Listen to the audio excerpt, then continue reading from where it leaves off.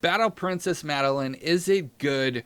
What is going on, ladies and gentlemen? MonkeyFlop here, and recently I got my hands on a review copy, big shout out to the devs, of Battle Princess Madeleine for the PlayStation 4. Now, this game has been out since December 6th of 2018, so it's been out for a couple of months, but I wanted to actually give you guys my opinions. A lot of times I do the deals of the week and you guys ask me about certain games. So I figured I'd go ahead and go in a little bit more in depth with some of the games because you guys seem to value my opinion when we are going over the deals and offers of the week. So let's go ahead and dive right into it and let's discuss Battle Princess Madeleine. Now, if you guys aren't familiar with classic arcadic action adventure games, then you might want to actually start with the story mode for this one. If you guys are familiar with, a classic arcade action side scroller, then you might want to go with the arcade mode. But to be completely honest with you guys, what I found out was, I started with arcade and then I was like, okay, this is a little bit difficult. The game is definitely challenging and it's testing my gamer skills. So I moved over to story mode, and with the story mode, I found out that the game is, in the beginning, a lot more enjoyable and kind of brings you into the game to where it's not as difficult. So I found that very refreshing, and I appreciated the fact that they added the story mode to the game because honestly, the game would be good enough just with arcade mode because it does feature 10 levels with 5 stages included in it, and then you have either 1 to 2 hidden levels within that as well. So the game is, for the price it is, it's a good buy in my opinion. Now, let's go ahead and talk a little bit more about the story. The story is very compelling, and it does have a lot of different characters that you can interact with. I don't want to say anything that would spoil the game, but just know this, that if you start off with the story, you will have definitely an enjoyable time with the game. Now, this is a fast-paced classic arcade action adventure, and it kind of focuses more on the golden age of gaming consoles. So if you have ever played any Super Nintendo games in the past, or Sega Genesis, or any other games that maybe 32-bit, maybe 8-bit, then you'll probably get this game a lot more.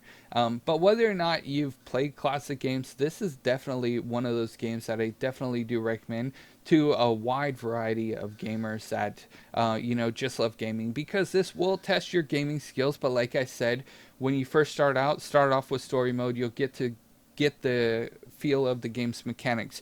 Once you get the feel of the game's mechanics and learn how the enemies act, each enemy acts and responds differently.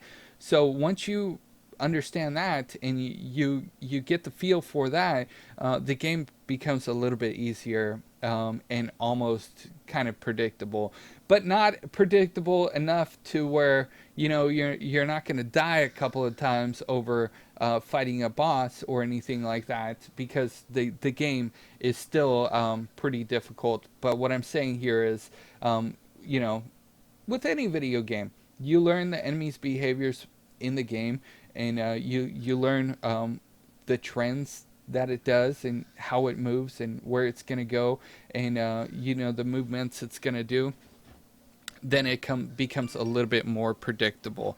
But the game is really enjoyable, and like I said, it's got 10 levels with 5 stages in it, so that has a lot of replayability. And even if you finish the story mode, you still have the arcade mode that you can go and play through, and each level is replayable as well. So once you unlock it, you can keep replaying it if you like. This game, honestly, out of all of the classic games like this that I've played in the past, this game by far has been the most enjoyable. Now, it does have its flaws, and it does have little hiccups here and there.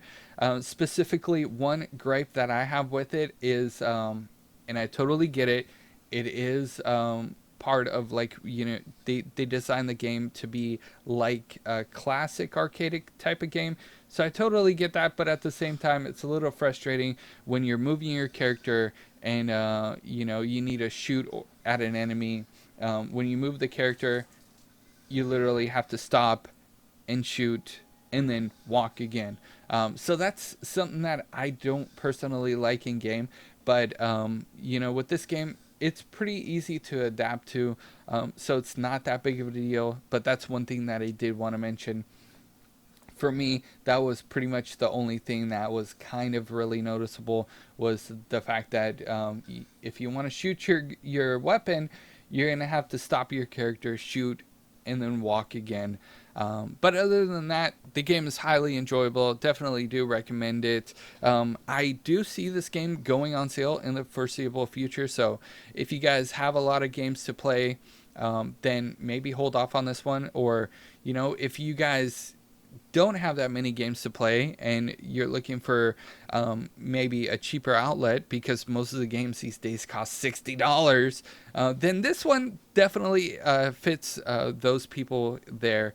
And of course, if you are maybe from the golden age of console gaming, this is probably going to be a must-buy for you as well. So, love to know your guys' honest thoughts and opinions about it in the comment section below. If you would take 2 seconds out of your day, hit a like. That really helps me out. If you guys haven't already subscribed, that would be awesome as well. And I will see you guys in the next news update. You guys are freaking awesome.